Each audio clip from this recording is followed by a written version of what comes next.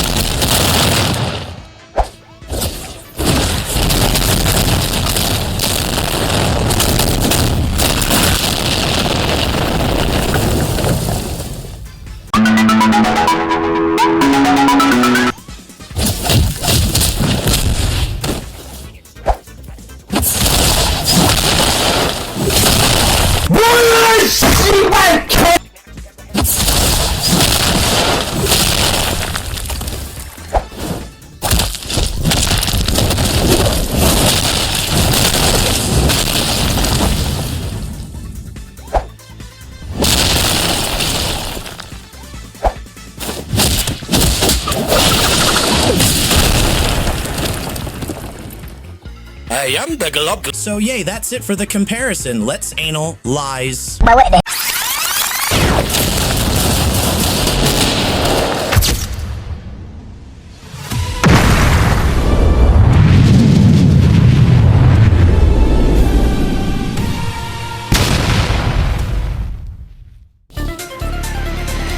Okay, so first, we are gonna start off of Garou. His first move is called Flowing Water. It does 24.5 damage in total.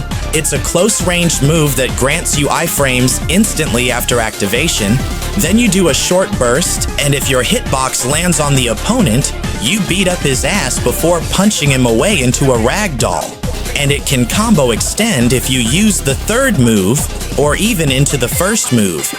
If you are a sweat and can do that Koido combo or whatever it was called, the second move is Lethal Whirlwind Stream.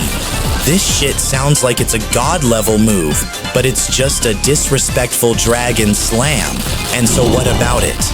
After activation, it also grants you iframes instantly. And yes, if your hitbox lands, you grab the opponent, drag them for like a second, and then you slam your opponent down into the ground, dealing 18.5 damage. This move can combo extend into Flowing Water or Hunter's Grasp. And now, the Hunter's Grasp basically grabs the opponent and just throws him away, dealing 9.3 damage. And the person you threw can also deal a shitload of damage to someone else if you land it, dealing even more damage, making it good against teamers. And finally, the Praise Peril, a counter move. If someone hits you after you used it, you basically beat the shit out of them after absolutely blowing them away, dealing 22 damage. So that's it for his base move set. Now what can I say about Garou overall, as a character himself? Let's talk about the quality. I won't judge it hard because it's outdated, but compared to the newest characters in this game, it's ass. That's all I have to say, but now, the character himself. He's ass too, but if you are simply good at the game, then Garou becomes an absolute beast. He has the best combo potential so far in this game, and he's considered one of the most skillless characters in this game. Probably just slightly easier than Saitama because he has iframes in his every move, unlike him, and you can do a lot of flashy stuff, turning the most boring character to the most flashy character. His base moveset is also pretty good against teamers. You can throw a person at another person, dealing a shitload of damage. You can counter, and every single move you have has iframes if landed, so you won't really get punished or can get punished while using a move. And even if they would try to come up close, you'd just damage 2 people at once. So overall, in general, Garou is ass. If you got good skill, then he's good, but gets repetitive and boring unless you are some sort of content creator, getting some nice clips for content, which is a valid reason. So what will I rate Garou on the scale of 1 to 10? In terms of quality, I can't give him a proper rating because he's outdated. And as a character himself, he is a 5 out of 10 in general, but a 9 out of 10 if he's in the right hands.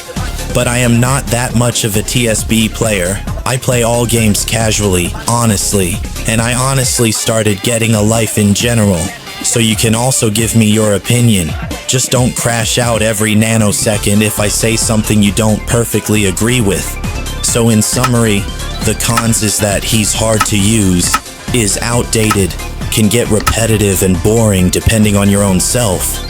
And the pros is that he's a beast in the right hands, is great against teamers. You can experiment with combos a lot and anything related to that.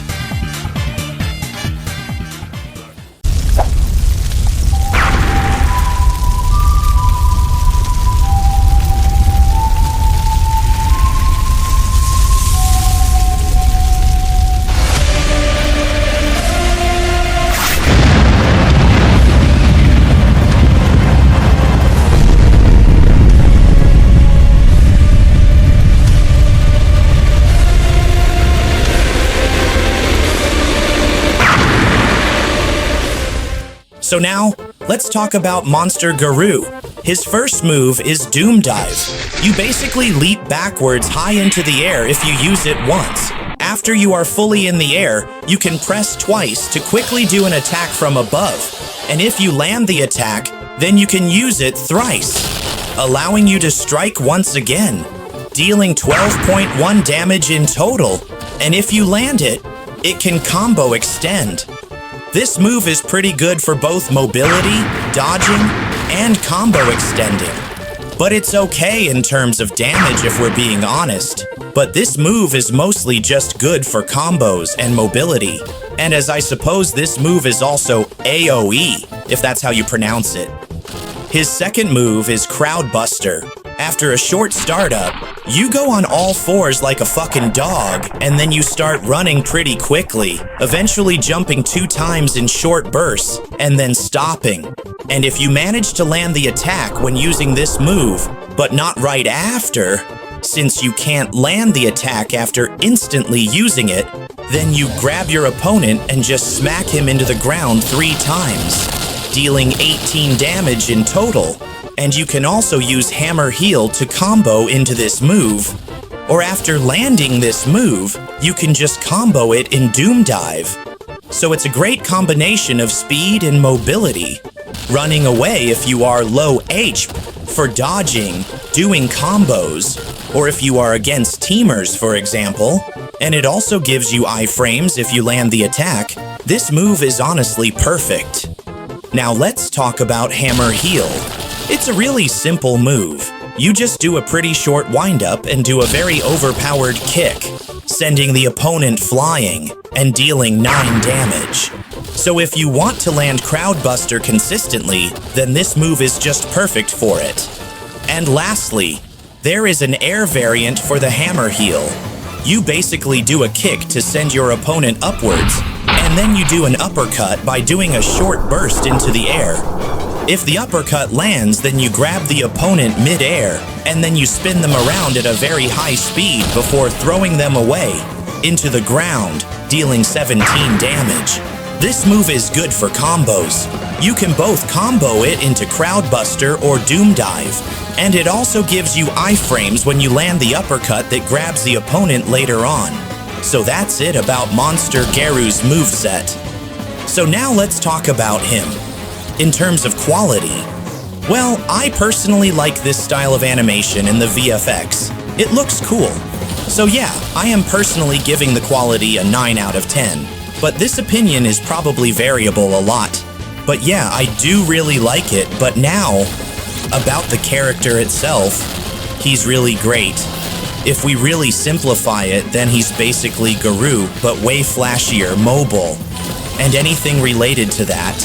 He also has good combo potential, and his M1s are the same as Garou's.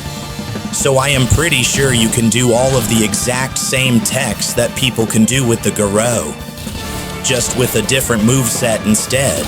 But he is less powerful in terms of raw damage. But it makes sense since he doesn't just focus on close-range fighting solely. But honestly, that's not that big of a deal. In summary, Monster Garou is pretty much just like Garou, but he is way flashier, way faster, and mobile. He's way less predictable, and he can pretty much just counter any long-range characters.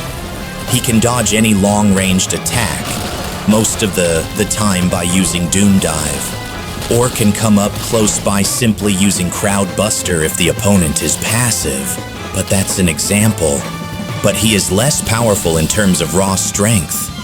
So as a character to use, I am giving him a 9 out of 10. He's fun to use, and he is much more versatile. And if he's in the good hands, probably unbeatable.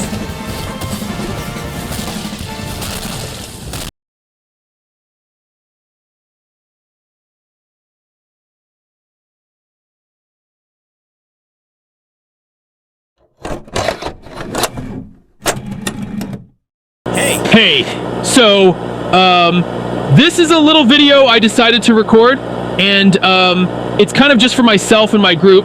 Everything is going good so far. The process is going well. The games are backdoored. The group is already handling 2 of the small ones. I might probably go to that one big game with Michael, though. It's me. Come in.